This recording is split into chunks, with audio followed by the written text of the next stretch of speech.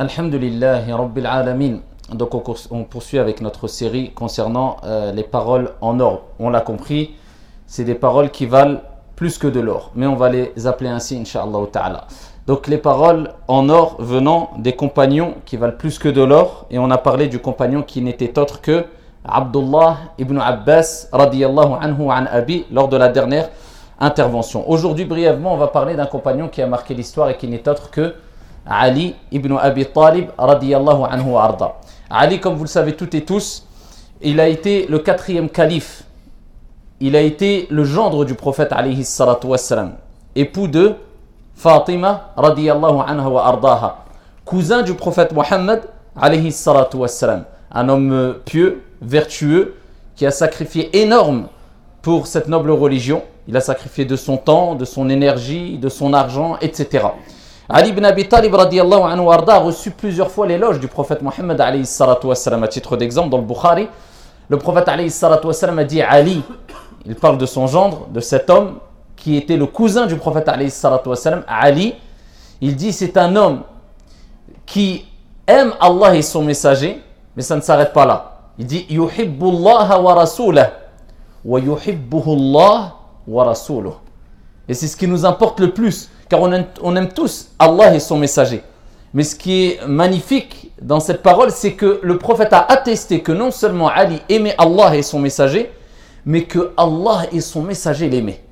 On peut aimer Allah, on peut aimer son prophète alayhi salatu wassalam, mais qui nous dit que Dieu nous aime? Et qui nous dit que le prophète alayhi afdalus salatu wa askat taslim, eh bien ici, agrée nos faits et gestes. Et là, le prophète l'a attesté. Il ne parle pas poussé par sa passion, mais ce n'est qu'une révélation émanant de son Seigneur. Et le prophète alayhi salatu wassalam a dit Allah et son messager aiment Ali ibn Abi Talib radiyallahu anhu arda. Parmi les paroles en or qu'a dit Ali ibn Abi Talib et dont on va tirer profit et bénéfice et enseignement incha'Allah ta'ala, c'est cette parole, la parole suivante. Il dit al-mushawara.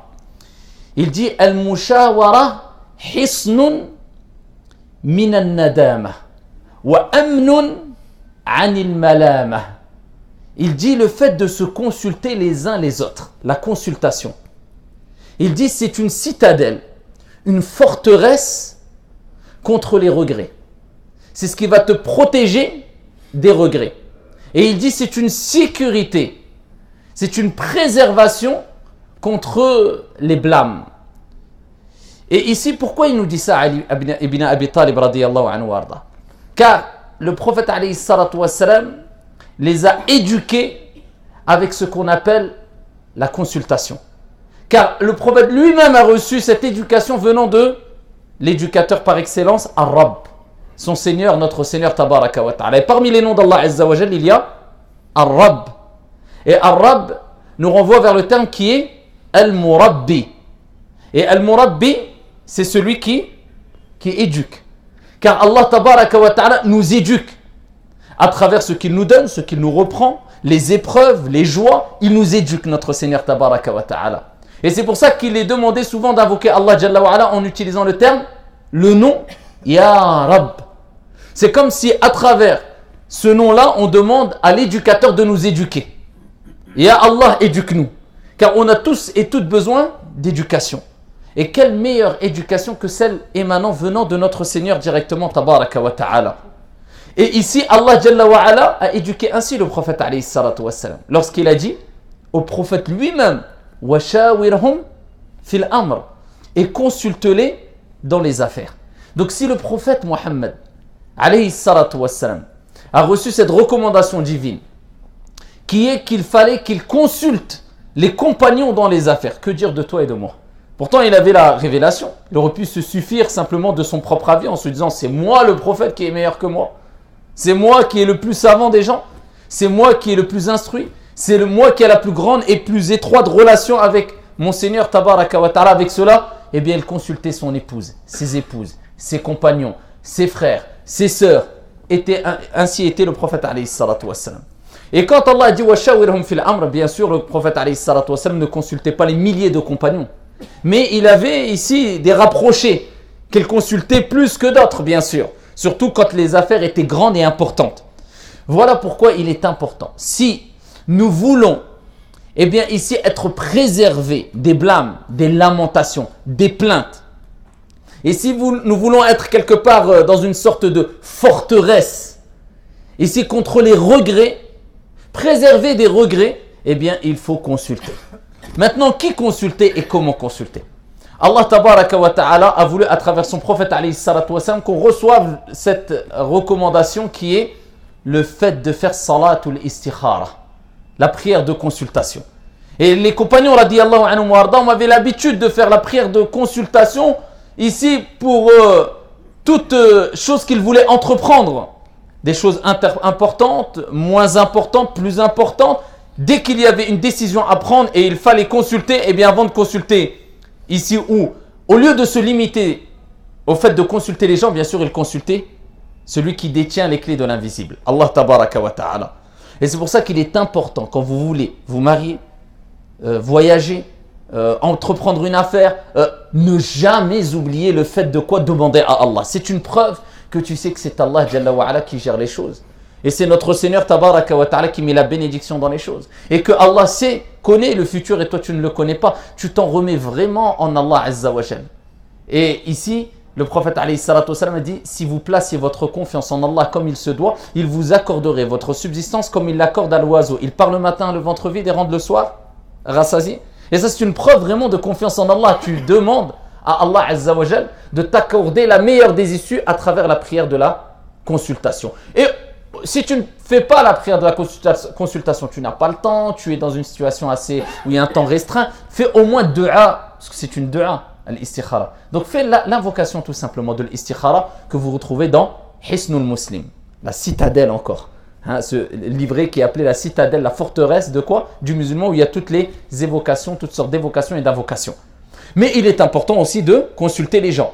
Parce qu'il ne faut pas simplement ici demander à Allah, il faut faire les causes dans toutes choses. Même dans la consultation. Consulte Allah, mais demande aux gens. À qui? Aux plus proches. Pourquoi aux plus proches? Parce qu'en général, les plus proches, ce sont ceux qui te veulent le plus le bien. Et quand tu veux consulter une personne, il faut consulter une personne qui te veut le bien et qui est loin de toute jalousie ou toute forme de jalousie. Sinon, ça ne marchera pas. Ce ne sera pas objectif.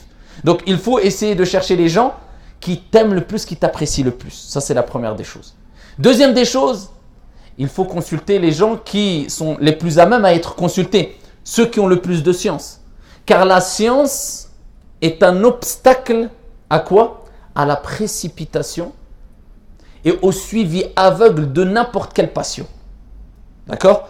Et si tu ne vas pas consulter une personne qui a un minimum de science, eh bien sûr, peut-être il va te consulter en suivant n'importe quelle passion et peut-être un suivi aveugle des passions en te disant fais cela en suivant sa propre façon de voir les choses ou vision. Et si on suit simplement notre propre vision des choses dans toutes les situations, eh bien on a tendance à s'égarer, bien sûr.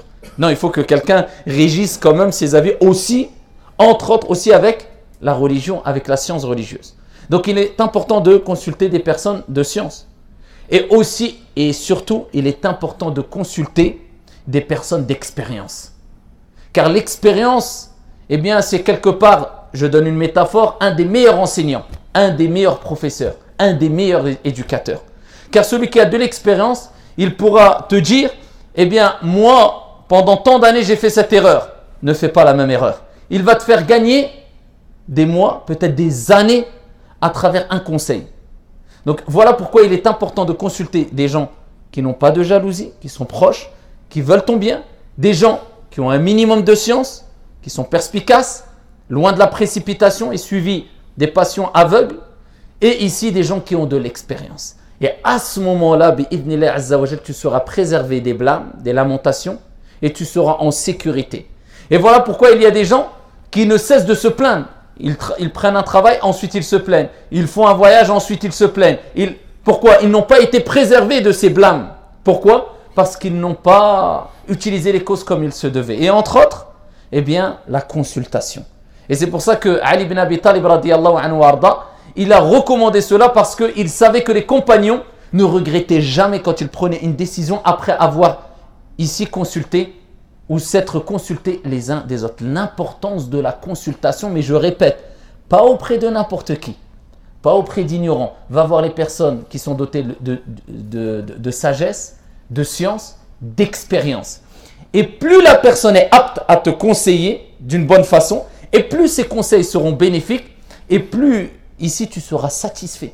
Et moins la personne aura de l'expérience, moins la personne aura de science, plus la personne aura une certaine jalousie vis-à-vis de toi, et moins les conseils seront bénéfiques, et moins tu seras satisfait du résultat. Wallahu ta'ala a'la wa a'lamu ahkam, walhamdulillahi rabbil alamin.